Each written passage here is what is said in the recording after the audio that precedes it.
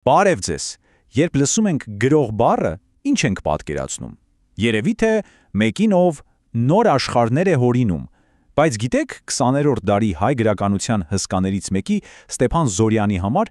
գրող լինելը նշանակում էր մի բան՝ կյանքն արձանագրել այնպես, ինչպես որ կա,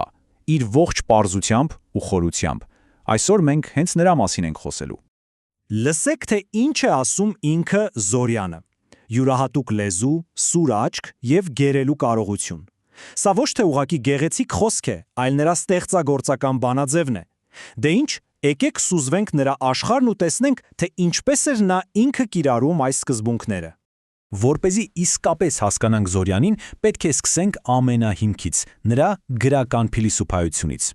Իսկ դրա հիմքում ընկած է մեկ շատ պարզ, բայց հզոր արժեք՝ իսկությունը։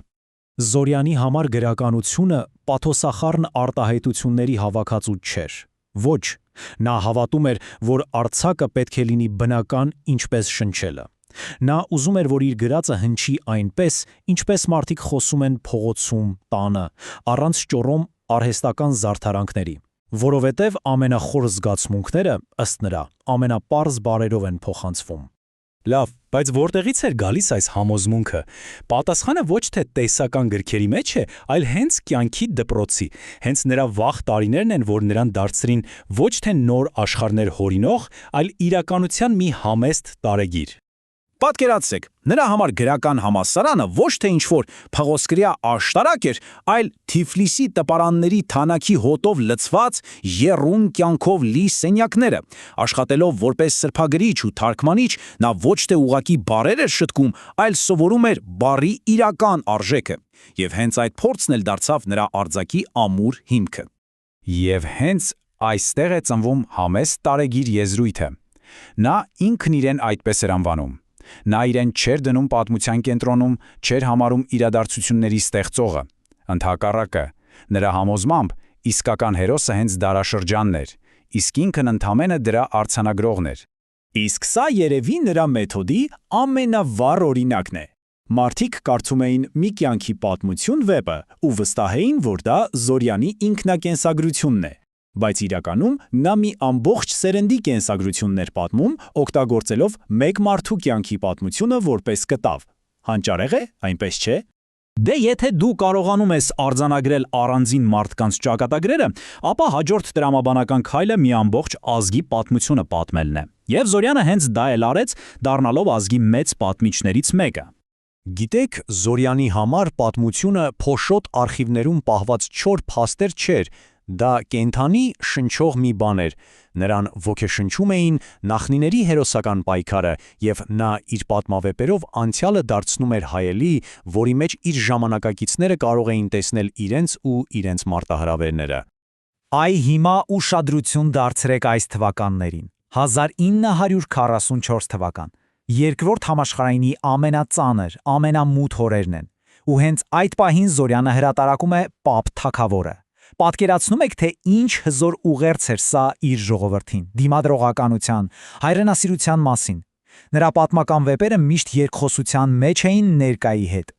Բայց Զորյանի ազդեցությունը այն դուրս էր գալիս Հայաստանի սահմաններից։ Նա փաստացի դարձավ մի մշակութային կամուրջ, որը կապեց հայկական աշխարհ համաշխարհային գրականության հետ։ 20-ից ավելի լեզուներ, սա ուղղակի թիվ չէ։ Սա նշանակում է, որ Զորյանի խորապես հայկական պատմությունները համամարտկային լեզվով էին խոսում։ Նրա մարդակենտրոն արձակը հասկանալի ու հուզիչ էր թե Երևանում, թե Փարիզում, թե Պեկինում։ Բայց ամենակարևորը սա է, այդ կամուրջը միակողմանի չէր։ Նա ոչ միայն հայկականը արտահանում էր աշխարհ, այլև համաշխարհային գրականության գանձերն էր ներմուծում Հայաստան, ստեղծելով գաղափարների ու պատմությունների մի անգին հոսք։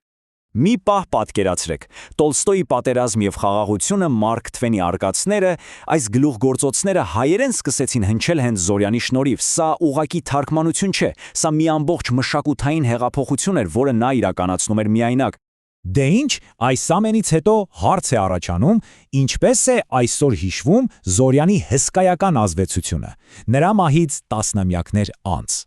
Նրա ժառանգությունը կարելի է ասել 3 հիմնասյուների վրա է կանգնած։ Առաջինը իհարկե իր գրքերն են, որոնք այսօր էլ հայ գրականության անբաժան մասն են։ Երկրորդը Վանաձորի նրա տուն-թանգարանն է, որը կենթանի պահում է նրա հիշատակը։ Եվ երրորդ նրա անունը կրող մրցանակը, որը շարունակում է նրա գործը, ոգեշնչելով թարգմանիչներին նորանոր սերունդների։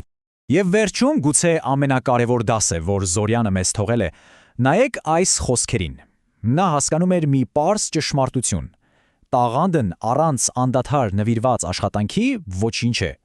Մեծ արվեստը ծնվում է ոչ թե հանճարեղ պոռթկումներից, այլ ամենօրյա համար աշխատանքից։